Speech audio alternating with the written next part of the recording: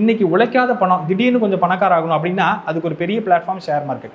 ஆனால் அது ப்ராப்பராக அவங்க ஹேண்டில் பண்ணுறாங்களா அப்படிங்கிறது ரொம்ப முக்கியம். பொருளாதாரம், ஒரு கெத்து காட்டுறது, இது எல்லாமே பார்த்தீங்கன்னா இந்த பினாமி ஏற்படக்கூடியது, உழைக்காமல் வரக்கூடிய பணங்கள், திடீர் அதிர்ஷ்டம், இது எல்லாமே இதுக்கு பேர் விபரீத ராஜயோகம்னு பேர். இந்த விபரீத ராஜயோகம் வரணும்னா உழைக்காமல் சம்பாதிச்சா தான் அப்படி வர முடியும். ஸோ அதனால் அந்த மாதிரி அமைப்புகள் வரணும் அப்படின்னா 8-12 மடங்கள் நல்லா இருக்கணும்.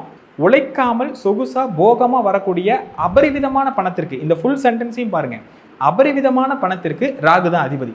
அப்போ ராகு ஒரு ஜாதகத்தில் நல்லா இருக்கணும் முதல்ல. ரெண்டாவது, அந்த கேண்டிலோட கிராஃபு, இந்த கணக்கு புள்ளி விவரங்கள், உங்களுக்கு ஷேர் மார்க்கெட்னு வந்துருச்சுனாவே அந்த நம்பர்ஸு புள்ளி இதுக்கு எல்லாத்துக்கும் ஆளுமை செலுத்தக்கூடிய கிரகம் அப்படின்னா புதன். இப்போ 2 கிரகம் வந்துருச்சுங்களா, இன்னொன்று குரு, அதுதானே கடைசியாக பணமாக கைக்கு வருது, பணத்தை நிதியை சொல்லக்கூடியது குரு. அப்போ 3 கிரகமும் அந்த 3 கிரகத்தினுடைய பொசிஷன் தான் ரொம்ப ரொம்ப முக்கியம். 2ஆம் இடம், 9ஆம் இடம், 12ஆம் இடம், இந்த 3 கனெக்டிவிட்டியில் இருக்கக்கூடிய பிளானட்டரி பொசிஷனும் ஷேர் மார்க்கெட்டுக்கு கண்டிப்பாக வந்து பெரிய அளவுக்கு லாபத்தை கொடுக்கும் அப்படிங்கிறத மாற்றம் இல்லை. இன்னும் ஒரு முக்கியமான ஒரு விஷயம் என்னென்னா புதன் குரு கன்ஜெக்ஷன். புதனும் குருவும் சேர்ந்திருந்தாலோ ஒருவர் பார்த்திருந்தாலோ உறுதியாக அவங்களுக்கு ஷேர் மார்க்கெட்டில் இன்ட்ரெஸ்ட் வரும். அந்த மாதிரி இன்ட்ரெஸ்ட் வர்றது மட்டும்தான் அதனுடைய வேலை. அதில் லாபம் வருமாங்கிறத தசை தான் முடிவு பண்ணும்.